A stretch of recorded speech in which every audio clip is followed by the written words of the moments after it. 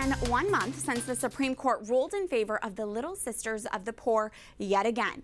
For this week's Pro-Life Focus, we check in with the Little Sisters after their most recent victory and see how they continue to stay on mission.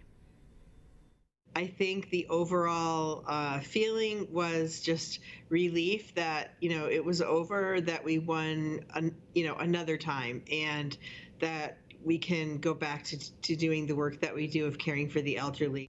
Sister Constance V is a communications director for and religious sister of the Little Sisters of the Poor. Her religious order, founded by St. Jean-Jagan, makes it their mission to care for the elderly poor, frequently at the bedside, tending to and praying for people who would otherwise die alone.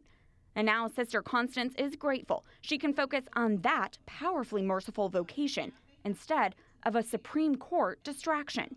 After so many years of fighting for the soul of their ministry, they have the protection once more from the Supreme Court. Monse Alvarado is the vice president and executive director of Beckett, the law firm which represented the Little Sisters at the High Court.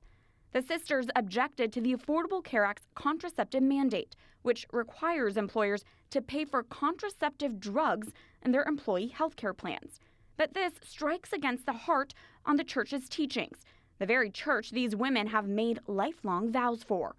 The Supreme Court took up the case and heard oral arguments on it over the phone this spring. We will hear argument first this morning in case number 19-431, Little Sisters of the Poor versus Pennsylvania, and the consolidated case. And after nearly a decade of a long legal battle, the High Court ruled in favor of the Little Sisters in a 7-2 decision last month. Now that the Supreme Court has protected them for the second time, the Little Sisters' legal future, Alvarado says, looks bright.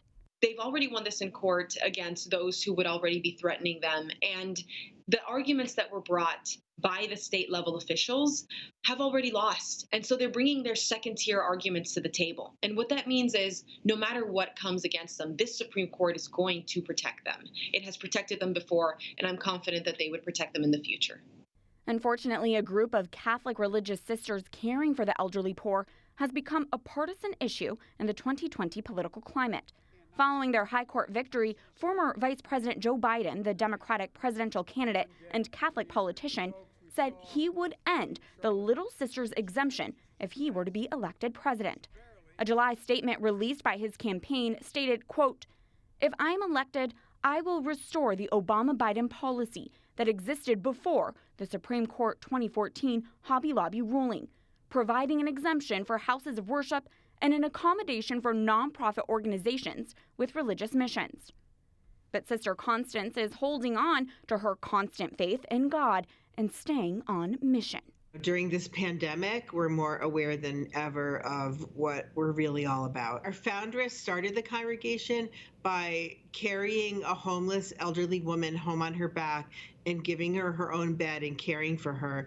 And so, all down through our history of 175-year history, we've been there for the elderly poor. Our charism is not to go into their homes and care for them or really to do like street ministry. Our charism has always been to offer them a home with us where they'll be welcomed as Christ and cared for really as members of our family. We take them as our parents or grandparents until God calls them home to himself.